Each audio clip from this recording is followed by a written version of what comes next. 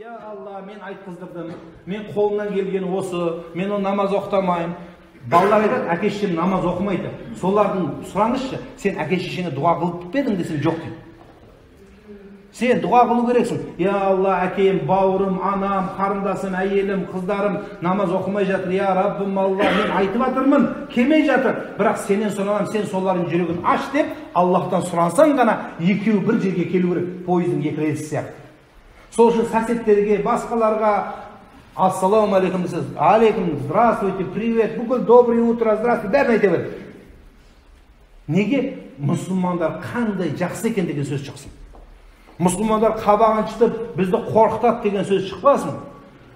Жоқ, мұсылмандар қандай приятный деген сөз шықса, ертең сенің кімнен осы приятныйсың үйрендің десе, приятныйды кім үйретті? Мұхаммад алейхиссалам үйретті деп айтасың.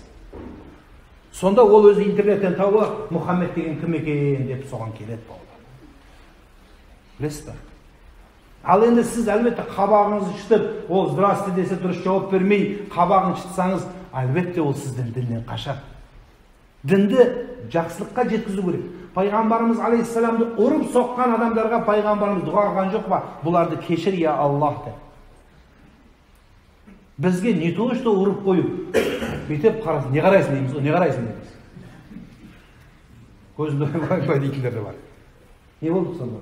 Пайғамбардың сахабалары не еді, біз не едік бауырлар? Айтыңыз.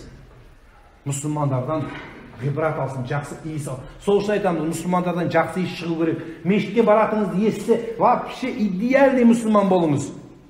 Көрсетіңіз өзіңіздің жақсы жағыңызды. Пайғамбарымыз бүкіл жақсы жағын көрсетуге шаққан. Дініміз сіздің мойныңызда тұр. Сіз басқа адам едіңіз бұрын, 10 жыл бұрын мешітке келмей тұрып, ораза ұстамай тұрғанда сен басқа адам едің. Сен мешітке кірдің бе, ақ топы кидің бе, тақия, сен басқа адамсың, болды уже. Саған қарайды, мынау мешітке барған түрі осы, бәріңіз естисіздер ғой? Мешітке барған түрі осы болса, дінді масқаралайды. Дұрыс, ол имансыздықтан, соған себепкер болған сізбен біз. Мұсылмандар ешқашан террорист болмаған, адам өлтірмеген. Мұсылмандар ешқашан жанын бере салған, мен жаным сенікі болсын деген. Ибрахим Адахамды ұрған кезде ол дұға қылып тұрған екен, ұрған адамға. Не қылып тұрсың десе, Құдай сені кешірсін деп жатырмын депті. Еще саған рахмет айтқан. Не өйткені сен маған сауабын беріп жатсың деген. Сондықтан біреу сіздерсе, оны барып мәселе шешудің керегі жоқ. Я Аллах, соны кешір деп қойыңыз. Білместікпен істеп жатыр да бұл. Білгісетін болса оны істемейтін еді. Сіз біліп тұрсыз, сол үшін істемейсіз. А ол білмей тұр ғой.